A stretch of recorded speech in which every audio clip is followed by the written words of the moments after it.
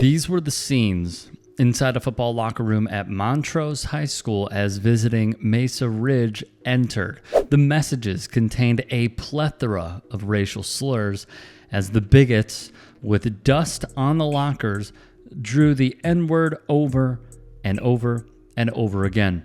Tyler Cunningham of KRDO 13, an ABC affiliate in Colorado, posted more of the hateful writings on Twitter. And there are even more that contain homophobic language, writing out the word gay and what appears to be the F word, a derogatory term ending in G. Per Cunningham, a swastika was also drawn, making some in this video really proud. Anthony Smith, a senior at Mesa Ridge, would tell 11 CBS, being a minority in Colorado is already hard, alluding to the messages and the fact they had a game to play. To give an idea of the area, let's look geographically in Colorado, shall we? Montrose, Colorado, per census.gov, is nearly 94% white, less than 1% black, and 1.8% American Indian and Alaska Native alone. The Daily Sentinel's James Berkey would write, many of the words used are slurs directed toward black people. Many players and coaches for Mesa Ridge are black or people of color. The locker room is inside the school building near the auxiliary gym. This tracks with the latest census data as well. 73.4% of Colorado Springs, where Mesa Ridge High is located, is 73% for white, 6% black, and just over 1% American Indian and Alaska Native alone. Mesa Ridge's coach is Jeremy Callip, seen here. The report's write-up would note Coach Callip provided photos with 10 lockers having those hateful messages and symbols displayed on them. A rather baffling response would follow. Montrose County School District would investigate the matter, including a review of surveillance footage. The district would conclude that they had significant doubts that this was in any way targeted against Mesa Ridge. Callip would speak with the media and state the following. I'm upset with the way that it impacted our kids, the coach stated. They forgot all about football and made it personal, and trying to check their emotions after all of the crap they've been through this year was tough. For me, I just hate that our kids had to experience the ugly side of humanity. Coach Callip would admit, as the players would admit, those messages would affect their play.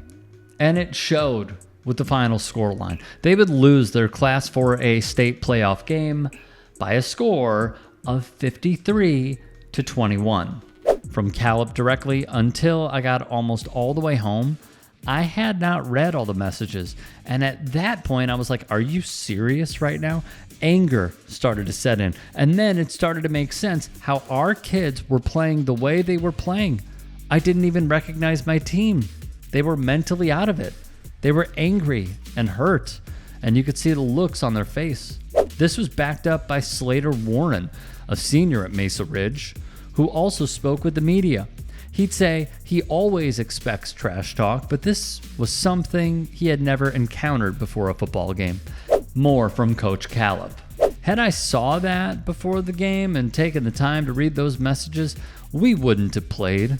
We would have left. There's nothing anyone could have said to make me keep my kids there and expose them to that kind of hate. Thus, Montrose County School District would release a statement in response to Mesa's comments. It read in part, "The footage confirms that the only individuals who entered or exited the locker room during that time were Mesa Ridge players and staff and the Montrose High School athletic director. No Montrose High School football players were in the area." Meanwhile, senior Caleb Chico, who plays strong safety for the Bears, stated, "Seeing all these derogatory, hateful, racial, homophobic slurs presented to us, it just kind of took us out of our game. You know, it got us emotional looking over at our coaches and seeing our coaches even affected by it." MCSD's statement would conclude as follows: "While our investigation confirms there was no targeted action against Mesa Ridge football players or their team, hate speech has no place in our schools or our community. regardless of who was responsible for the words. I understand, okay, a school releasing a statement such as this. However, there is another part of the report that indicates it may have been targeted. Players from Mesa Ridge alleged they not only were the direct targets of the slurs, but in addition, they found a bottle of Aleve or Advil in the locker room with another message, F Mesa Ridge. They also claimed there was a note saying the players would need these for after the game. When asked by KRDO for comments in response to what we just heard, Montrose would refer the outlet back to their original statement. As local media picked up on it, this has turned into a bitter rivalry lately. On October 18th in Colorado Springs, one fan of Mesa Ridge tackled a Montrose coach after the game's final whistle. Coach Callup said it followed banter and trash talk between the crowd and Montrose coaches. The fan was allegedly banned for their role. So I think a big gray area here is that Montrose County School District keeps circling back to the fact that with their surveillance footage, there was not a player from Montrose or a coach from Montrose who went in and out of that one entrance/exit in the 24 hours prior. Now, let me be clear. We're still learning a lot more, and more of the facts are coming out. But let me just say, if there is something to take away from all of this, it is that all of their ducks are not in a row. So are you saying hypothetically that there is not a rogue fan seeing the rivalry that wants to go a little further? And maybe they knew that it would look suspicious if they went in and out of this one entrance exit closer to game time, so they decided to do this more than 24 hours prior. I mean, there's a lot of gray area here, man. And what also seems really troubling is the fact that Montrose keeps saying it wasn't targeted towards you guys. It wasn't targeted towards you guys. Why would it be targeted towards you guys?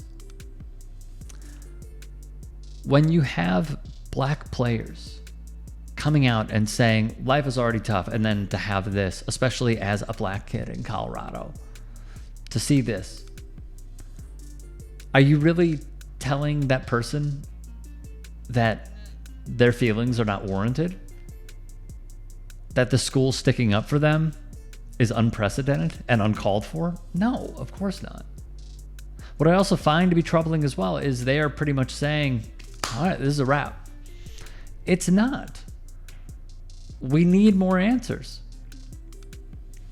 There was another report out that Mesa High School was put into this specific area because there was a sewage leak where they would normally be. So did the culprit or culprits know that and understand that Mesa would be going in there? There are so many questions here, and the fact that they want this investigation wrapped up is troubling, if I were to choose my words carefully. We are awaiting on more information, okay? As that comes out, we will bring that to you right here. Until then, this is the information that we have, and it really feels like it is with a narrow scope and closed view of what one side would like us to not only have the intel on, but also believe.